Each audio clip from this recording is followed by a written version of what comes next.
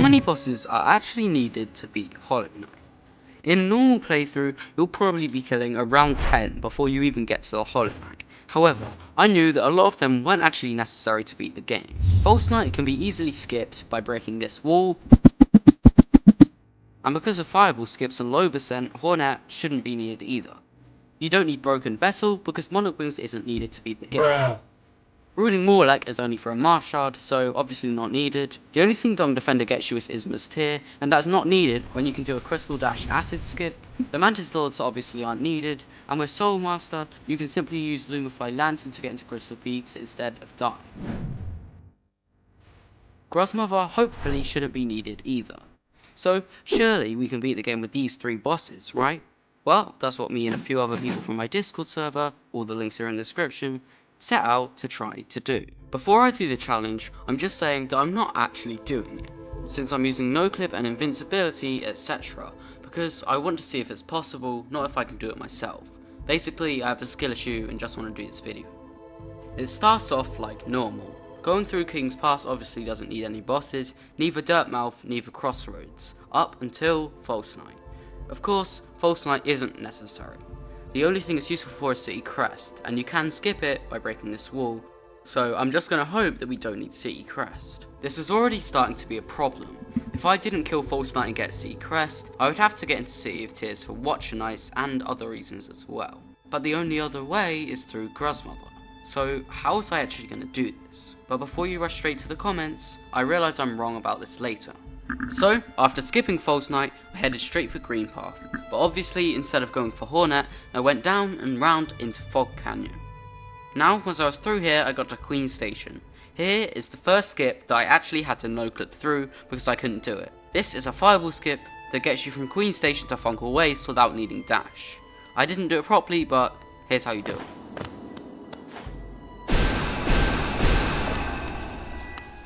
Now we went into Fungal Waste with no bosses, and after painfully killing the Shroomwall Ogres, I headed further into Fungal Waste. Though sadly I won't be able to do E-Pogo, as in current patch you need dash to be able to do it. But going the long way around isn't much of a sacrifice, so I guess I'll be able to do it just this once. Oh wait, we can't actually make this without dash. I can't believe I forgot that. I should know from the second video that I ever did where I found this out myself. But in that video, I actually told myself the solution on how to get around this. Do a shade skip where E-Pogo was.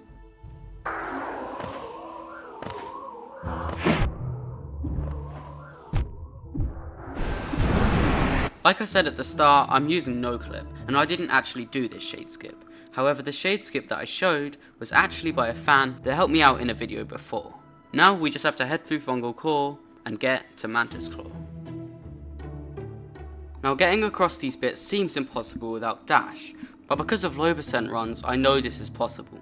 All you have to do is poke one of these guys' heads, and I got quite far, but in the end I just gave up and used no flip, though it definitely is possible. Now I had Mantis Claw and still have killed 0 bosses. This was going well so far, though the next part was the hardest. Now all I needed to do was get to City of Tears. Obviously we can't go through City Crest or Grozmother, so I had no idea where to go.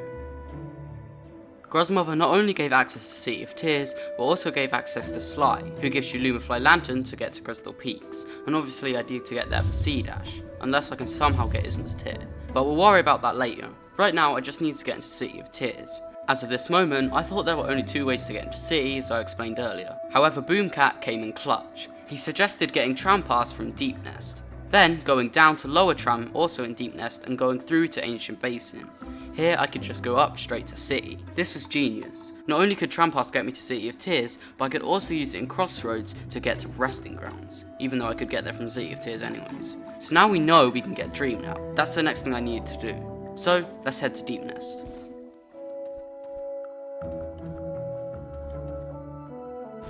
All I needed to find out now was whether Tram Pass was possible without dash. Getting to the hot spring was easy, but then the rest I wasn't so sure about. However, it was actually surprisingly easy. Mantis Claw came in clutch, helping me so much with areas you'd usually be expected to use dash.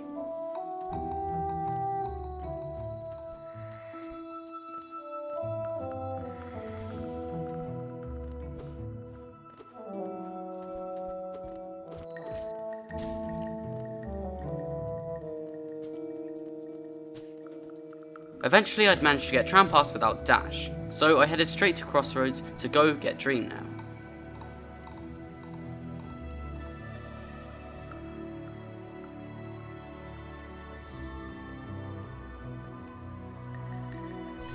Obviously we can't go under resting grounds to get to City of Tears because, well, we need dive. So luckily the lower tram option was there to get there.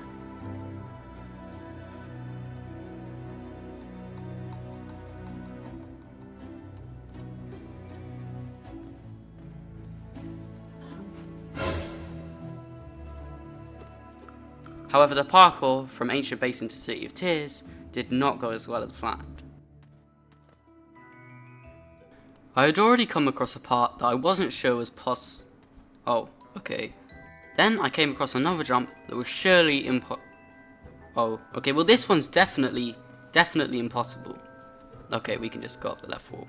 Well, surely... Okay, Pogo. Okay, yeah, okay, this was pretty easy. I was just being really stupid. Now we're into City of Tears and have Dream now, we can go get Watch and Eyes. So, that's exactly what I did. Though of course, this run isn't about actually doing it, so I'm not going to fight them.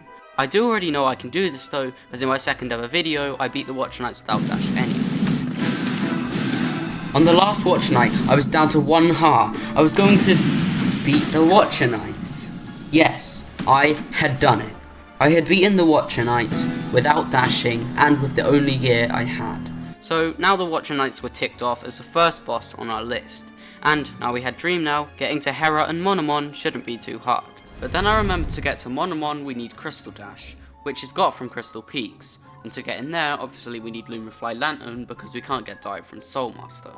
Stylish Raptor did suggest that we just don't use Lumafly Lantern and memorize this room, but you can't actually buy the toll if you don't have Lumafly Lantern, so we're gonna need it anyways. So how do we get Lumafly Lantern?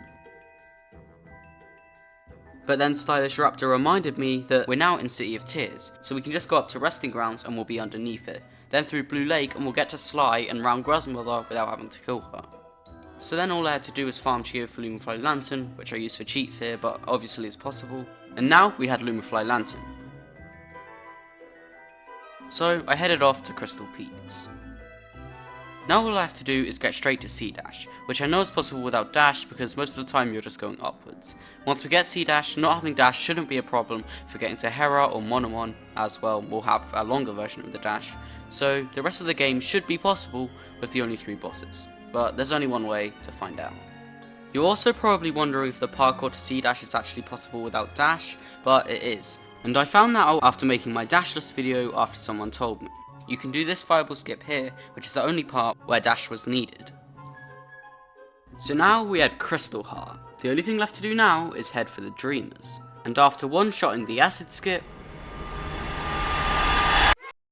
I headed down Fall Canyon to Teacher's Archives. Now we were here, we could easily get through with Crystal Dash and get to Umu. Umu fight was not hard at all. Of course I didn't do it, but I know without dash this fight shouldn't be too hard. So now Umu's gone, that's 2 bosses down, and hopefully only 1 left to go, which is the final Hollow Knight boss. So first we need Hera.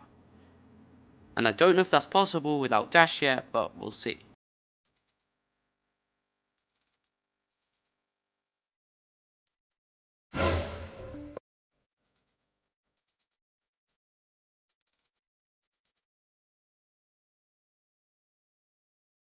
Wait a second, is this possible? Only one way to find out!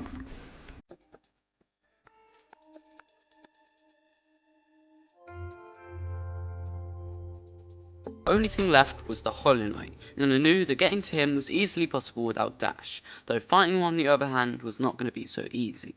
Luckily I'm not doing that in this challenge, and now I know that you can beat the whole game with only 3 bosses. Watch Your Knights, Umu, and the Hollow Knight.